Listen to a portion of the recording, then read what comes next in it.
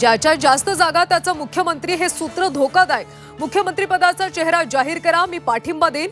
उद्धव ठाकरेंचं शरद पवार, पृथ्वीराज चव्हाण, नाना पटोलेंना आवाहन।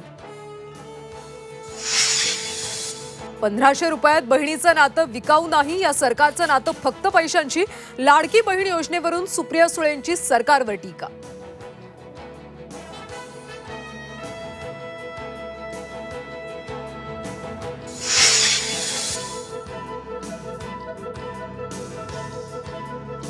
अजित पवारांच्या भाषणादरम्यान कार्यकर्त्याची घोषणाबाजी, बॅनर झळकावत राष्ट्रवादीत परत येण्याची भावनिक साथ, मावळच्या कार्यक्रमातली घटना।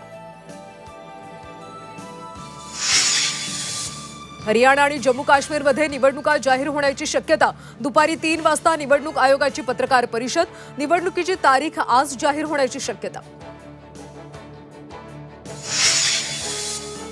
महाराष्ट्रात आज निवडणुका झाल्यास कुणाचं सरकार येणार? लाडकी बहीण योजना गेम चेंजर ठरणार का?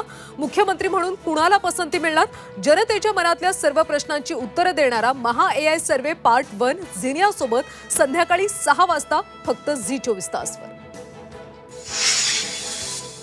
लाडकी बहीण योजनेच्या प्रसिद्धीसाठी 119 कोटींचा खर्च, जाहिरातीच्या खर्चाला महिला आणि बाल विकास विभागाची मंजुरी।